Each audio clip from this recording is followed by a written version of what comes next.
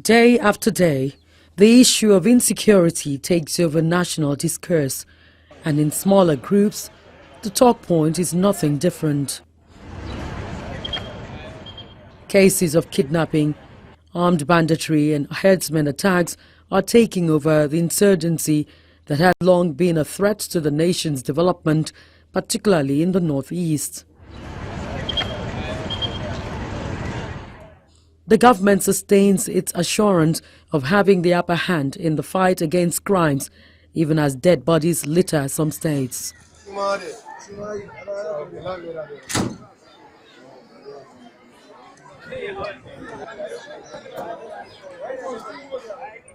Armed bandits had attacked Basari local government area of Katsina State, killing 18, mostly farmers.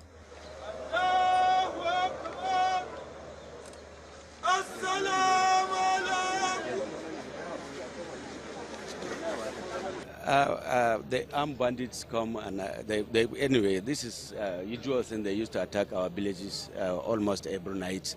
And this incident happened yesterday in the morning around 9:30 to 10. One of our people went to palm their farmland when there was a rainfall, and they felt it's the time for them to go and start farming their own lands. And when they reached there, they met these bandits who killed many of them. As you can see, we just prayed for them just now. The police are there, and you know, there is a limitation to whatever one can do about this issue. We have been communicating with these officers whenever there is this kind of problem. But like I said the other time, I had an interview with the other newsmen, that this thing we hardly see them taking action. Protests are staged to draw the government's attention to the insecurity in the area.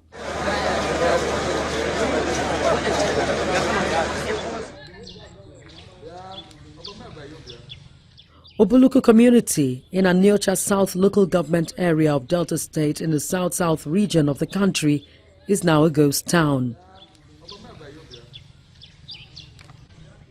Suspected herdsmen had caused mayhem here, killing a 60-year-old Albert Chikwe, who was reportedly murdered while working on his farm.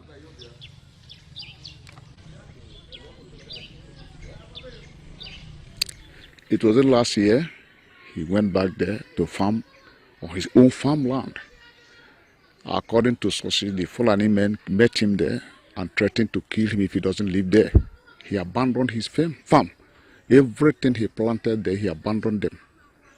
And just like that. You know, in our community, we are peasant farmers. The only way people survive here is through farming. And they have deserted that farm, something because of the fear of being killed by these Fulanis as they threatened, as I said. So this already here, this man said, okay, let him go back there and make little farm.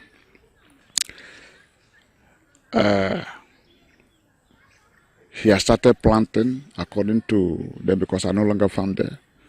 So on his way back, the Fulanis met him and they killed him. They shot him dead. I was pointed. The gap is not from here to here. So I cannot run, cannot do anything. So I continue begging. This is my farm. What have I done? The third boy come out. Pass here. Just give me this mark too. Those people were standing with their gun. So after giving me this mark, this will come out. So I shouted, what have I done? He started butchering me till I fell down. Farmlands are deserted for fear of attacks by suspected herdsmen, a threat to food sufficiency in the community and, by extension, the state. In 2015, the community's traditional ruler was allegedly kidnapped and killed by suspected herdsmen. 4 years after, there is yet to be news of the arrest of perpetrators. Yes, it's really very unfortunate that another incident again about killing has occurred in Ubuluku. We've not gone over the loss of our king, who was murdered by the herdsmen. Again, they have murdered somebody else again, because we suspect that it is the herdsman who killed this person. He was killed in a farm. And right now in Ubuluku, we have been invaded by herdsmen. All our farm routes, in fact, it appears as if they have descended on Ubuluku alone. I don't know the reason, whether somebody invited them to come and invade Ubuluku, or whether it is the environment. We heard about that, and the security agents are on it. They're investigating. I cannot preempt the investigation until they come out with the actual issue before we'll be able to know exactly what has transpired. But I know the security agents on the matter. Senator Umar, the governor of Adamawa State. Gathered here at the officers' mess of the 23 Brigade of the Nigerian Army in Yola, the Adamawa State capital, are security officials drawn from the military and paramilitary, the police, customs, immigration, Nigerian Civil Defense Corps, the NDLEA, and other sister security agencies. It is an opportunity for security outfits to synergize by sharpening their skills on the rudiments of planning and operations at the tactical level. For the host governor, represented by his deputy, Martins Babali, he believes security agencies are on top of their business. His thoughts are shared by the brigade commander, 23 Armored Brigade Yola, Brigadier General Sani Mohammed. The selection of the lectures to be delivered could not have come at a better time, as the formations and units in the divisions are currently involved in a plethora of security operations which require sound planning. Carefully, I observed also that the topics are also in line with the Chief of Army Staff's resolve to build and leave behind a highly professional, responsive, and functional army, capable of conducting all-ground operations over extended periods, utilizing our own resources. I am particularly happy to state that the formations and units within this division have been performing creditably well in the discharge of their assigned missions, with remarkable successes despite the daunting challenges confronting us. These successes are due to the resolve of the Chief of Army Staff and indeed the determination of the current administration under our amiable President Muhammadu Buhari, GCFR, to reinvigorate the Nigerian Army and to modernize it.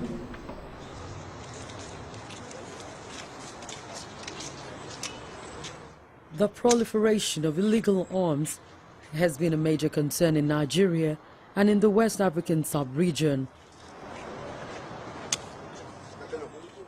The Economic of West African States, ECOWAS, in collaboration with the Republic of Germany and the Nigerian military, trains military personnel and other stakeholders on how to checkmate the influx of such illegal arms into the country.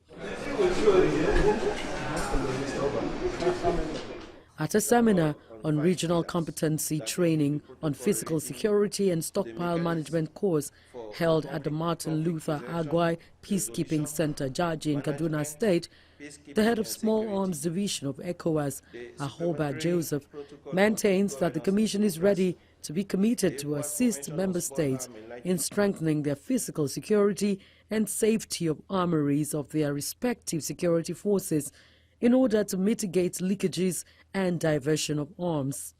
The ECOWAS Commission continues to be determined by demonstrating strong commitment towards addressing threats to peace, security and stability in the region. In this regard, all legal frameworks are being promoted, thereby providing member states with responses in dealing with current as well as emerging security challenges. In supporting the initiative of ECOWAS Commission, stand ready to accompany our member states in strengthening the PSSM of armories of the security forces so that issue of leakages, the diversion or thefts are abated. Therefore, in the next 5 years, this intervention will deliver to the region a pool of instructors and senior instructors. This is a regional vision that are promoting so that the region will depend on its skilled human resources that could be used in country for subsequent training in the sector. Lieutenant Colonel James Kemis is the lead facilitator from the Republic of Germany.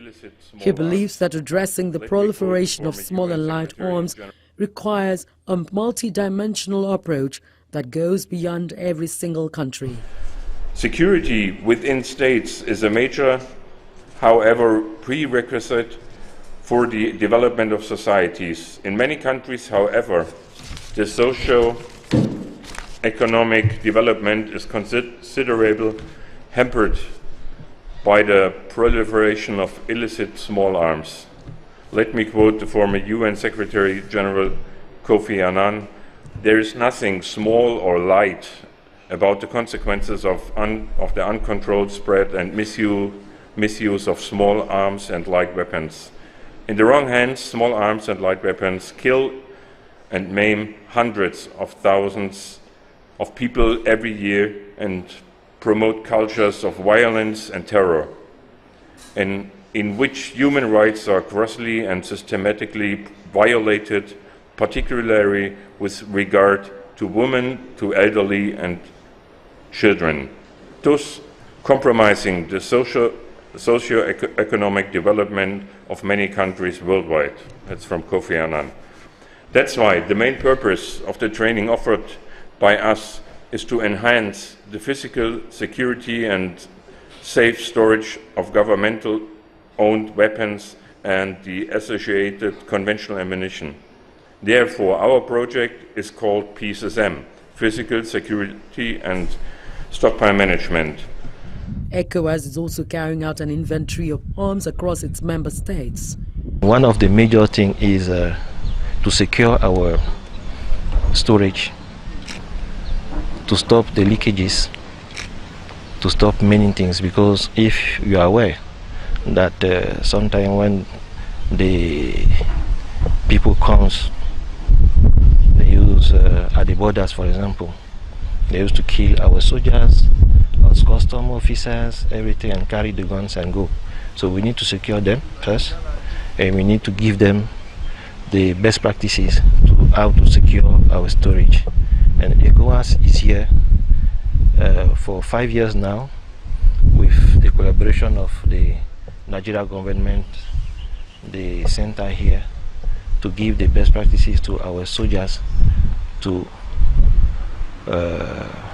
keep our arms, ammunition in the safe place, and have, as I said, the knowledge, the best practices to save us.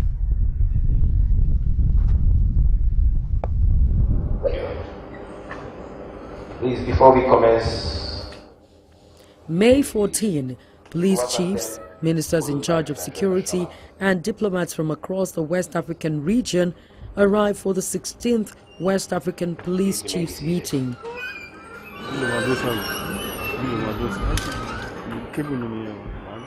Nigeria continues to seek a closer regional cooperation to address the increasing security challenges in West Africa. Crimes like crimes of terrorism, kidnapping, banditry, drug trafficking are all common crimes that are affecting the sub-region. And we must have, I know in all our member countries we have our strategies in dealing with these various forms of crime. However, within the sub-region, we must be able to re-strategize and find common grounds where we'll cooperate so as to prevent the criminals from moving from one country to another to perpetrate their crime. So the objective of this meeting is really synergy, how intelligence can be shared, how joint operation can be undertaken, all those things that are required to make the public space safe for all citizens of West Africa to live and create an enabling environment for investment to strive. The ECOWAS Commissioner for Political Affairs, Peace and Security, however, calls for a holistic approach in the fight against crime in the West African region. The meeting of the West African police chiefs and the Forum of Ministers in charge of security was last held in 2014. In the face of insecurity across the nation, a public affairs analyst, Muhammad Ruangodiya, based in Katsina State, one of the states hit by killings, refuses to exonerate security agencies and other authorities. He fears that the common man is left defenseless with no hope of protection. Starting from what it used to be, an ordinary crime of brigandage and so on and so forth, now we are currently facing a situation whereby whole communities are being ravaged, people are being killed, properties are being damaged, and no one, a single individual, is said to be apprehended or being punished. So with this trend, actually, you can say the hope is actually being gradually dashed away by the people of Nigeria, especially in northern Nigeria, more specifically in Katsina. Because what is happening in Katsina now is worse than what is happening in Borno, that means in Borno State in these days. We're having more crimes, more killings, the death toll is always rising, properties are being lost, and so on and so forth. Actually, it's something that we can say hardly can, within 1 or 2 years, this thing could be overcome, if not, or except when the government actually become more serious on the issue. The issue of tackling situations or assessing and tackling situations by security agencies is not something beyond ordinary comment or ordinary speech or ordinary press releases. We should see something in form of concrete action taking place by security agencies. Here we are in Katsina State, especially these 8 frontline local governments, more specifically Batsari and Jibia, where people will now complain of some signs of attack by the bandits. But it will take 1-2 days without the government or without the security agencies doing anything. And then the attack will take place, they will implement their plans, they will kill people, and they will go scot-free. How can a person say something is being done? I don't think if actually the security agencies are on top of the situation. If at all they are on top of the situation, we could see that the number of casualties, the death toll will be reducing. But today, we're having increase in the death toll, increase in the number of communities being attacked, increase in the number of properties being damaged, and to the extent that people are now followed to their farmlands and innocent lives being killed. I don't believe if the security agencies in Nigeria are actually on top of this situation, because we should go beyond ordinary mere speech to concrete action, where we see people being apprehended and then the security agencies being proactive. If there is any signal of something about to happen, we should see them going there to prevent the attack. But nothing like that is happening, as I've said in the beginning. People will complain and nobody will take any action, and the complaint will now be materialized, whereby people will be killed. And people will come in much number, 70 to 100 motorcycles, each with 3 individuals riding, with armed, heavy arms, talking of AK-49, AK-47, live ammunition, rocket launchers, and so on and so forth. And they will come and kill people in a whole community, ravage their properties, and they will go without a single individual being apprehended. What kind of situation are they on top of? Mohammed wonders why the governments of the day move to condemn every killing rather than prevent it. Common man now has no hope, because the only hope he has is what? The security agencies. Talking about the police, the army, and so on and so forth. None of these agencies is doing anything that you can say the common man will have hope.